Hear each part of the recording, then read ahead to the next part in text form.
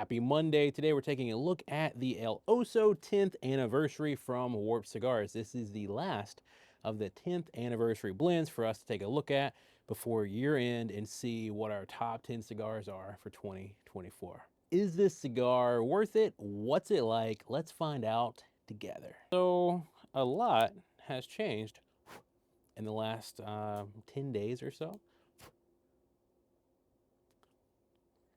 I got married the wonderful Kate Now West. Here's some photos.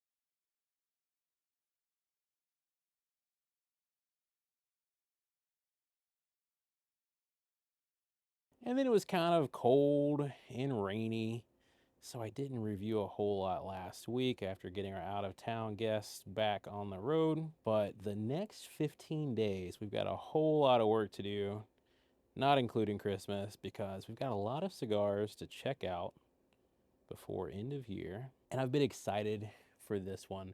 The 10th anniversary, I mean, I love the bands. Let me get some better footage of the bands. And if you haven't tried the original El Oso, it's a showstopper. So I had a lot of high hopes for this larger size for the 10th anniversary. And like the others, these were made at El Titan de Bronze. Only 1,500 boxes were made, with one roller making 100 cigars a day for quality control and assurances. These feature an Ecuadorian Habano Oscuro wrapper over a Nicaraguan binder with Dominican and Nicaraguan guts. This is the 6x50 expression, the Grand Papa. My first few impressions are a distinct creaminess. There's a dusty cedar, some baking spices coming and going.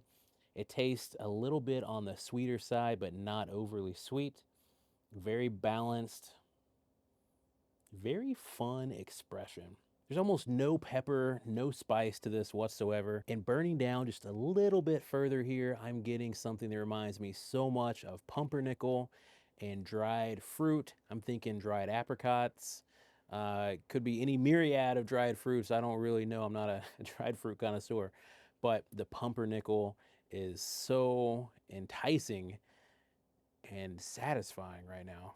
Yeah, out of all three of the 10th anniversary blends, I thought the Don Ronaldo would be my absolute favorite. And then I thought La Comina 10th would be just right behind it. And El Oso, for me, I mean, I've loved it forever. La Hacienda, La Comina, El Oso, those were my three first loves with Warped. And I just assumed this would be right behind the others, but in third place.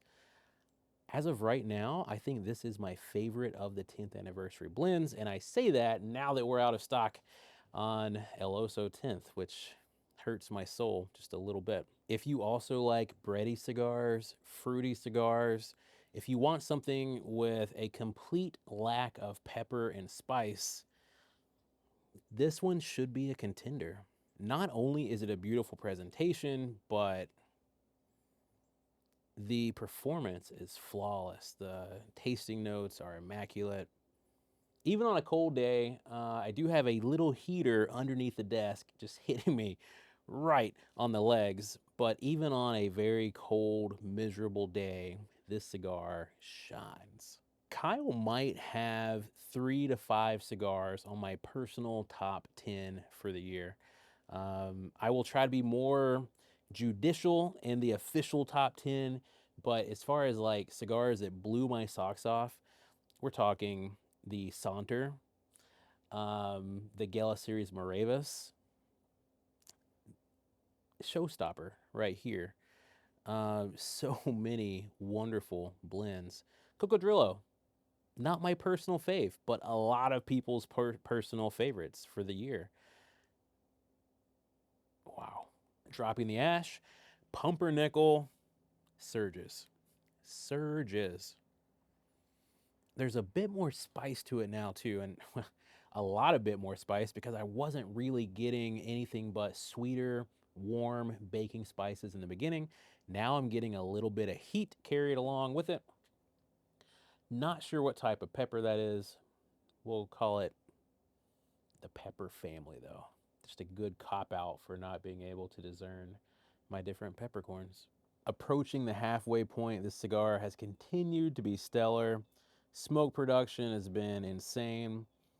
It's bready, milk chocolate, baking spices that are sweeter, reminding me of Christmas spices, but also a little bit of heat that was introduced after dropping the first ash. Dried fruit was very prominent in the very beginning, and it definitely subsided over time. The cedar, though, that dusty cedar, continued to build steam throughout the whole cigar to this point. This is everything I wanted from an El Oso 10th anniversary blend. And I can't underscore that enough.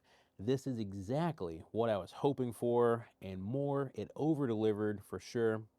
So let's see what other people are saying about this cigar. The Catman rated it a 95, saying he grabbed a box and will revisit later on.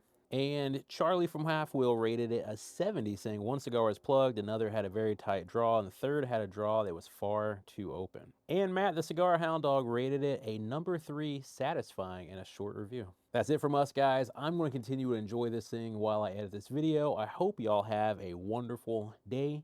We will see you very soon tomorrow.